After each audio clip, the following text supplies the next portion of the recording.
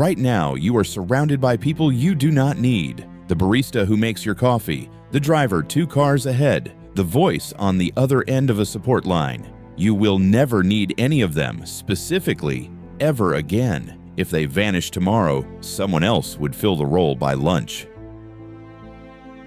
This is what we built, a world where no single person is irreplaceable to you. We called it freedom, and it is. But something formed in the old arrangement that cannot form in this one, and almost no one is naming what it was. You have felt this without having the words for it. The strange loneliness that arrives not when you are alone, but in a city of millions. The friend you keep meaning to call. The neighbor whose name you never learned 3 doors down for 6 years. You are told this is your fault, that you should be more vulnerable. Join something. Put yourself out there.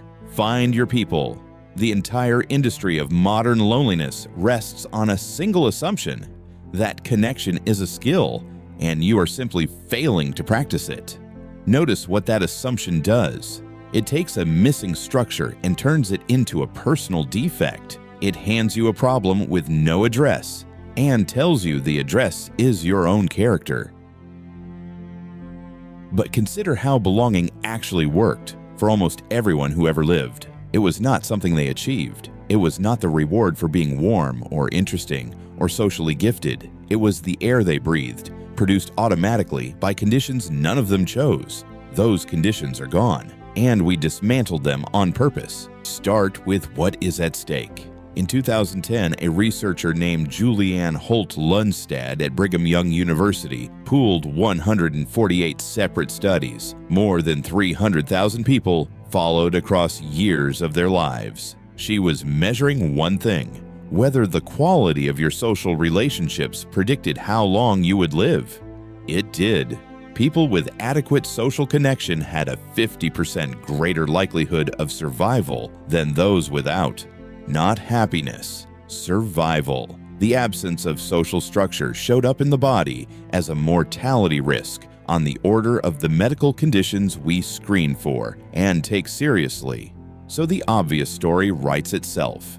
We are lonely. Loneliness is killing us. The answer is to reconnect, find the tribe, reach out, try harder. Here is where the obvious story breaks.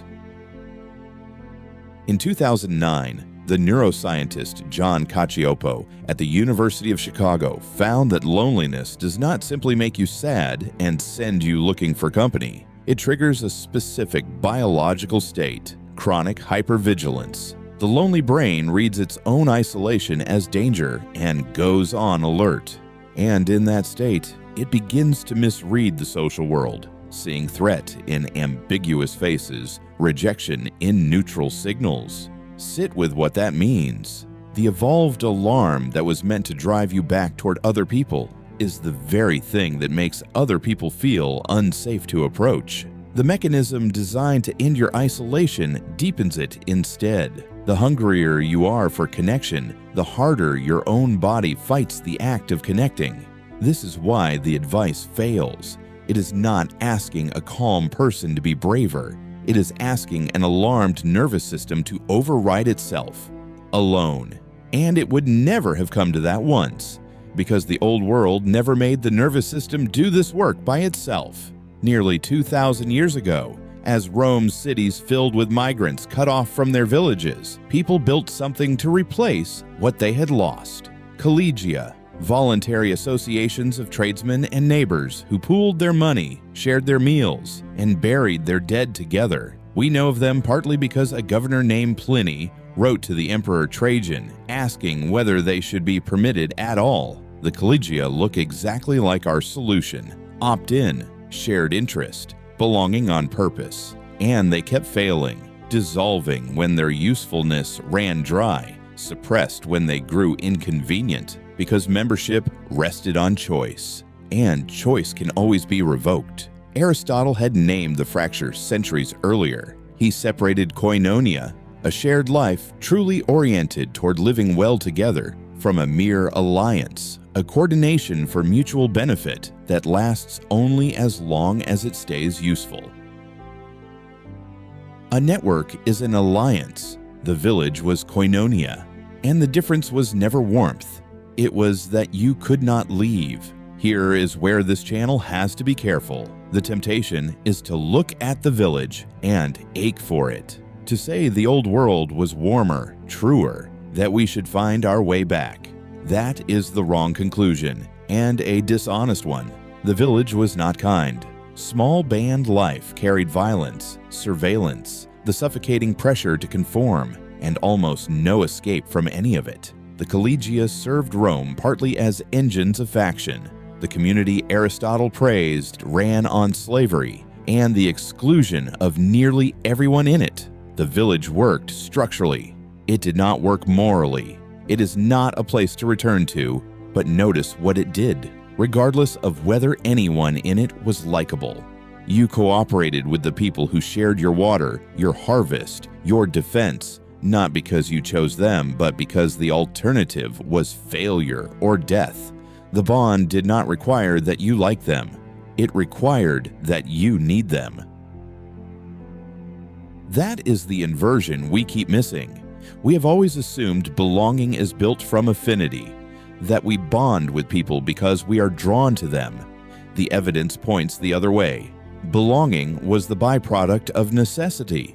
Liking came afterward, if it came at all. We did not lose our warmth. We lost the conditions that made warmth unnecessary to the bond, and we removed them deliberately, calling each removal an improvement. So, we are left with something genuinely difficult. Every improvement was real. Running water meant you no longer needed the well or the people gathered at it. The car meant you no longer needed the neighbor with the truck.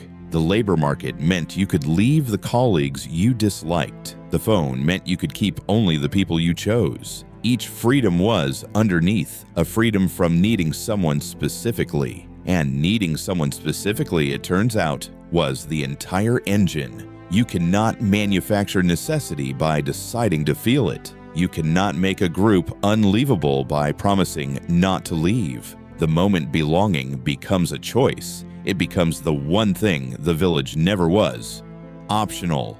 And an alarmed nervous system reading every optional bond as provisional never quite settles. So the question is not how to feel less lonely. It is harder than that. What would you have to genuinely need from another person and let them need from you to rebuild even a fragment of what we spent 2 centuries dismantling in the name of freedom? Next time, we follow the thread to the thing you are most certain is to blame: the screen in your hand, the feed that won't stop, the machine learning your weaknesses faster than you can name them. You are pointing at the wrong thing. What is actually taking from you is older than the technology, harder to see, and was already at work long before any of this arrived. The device is not the cause, it is the alibi.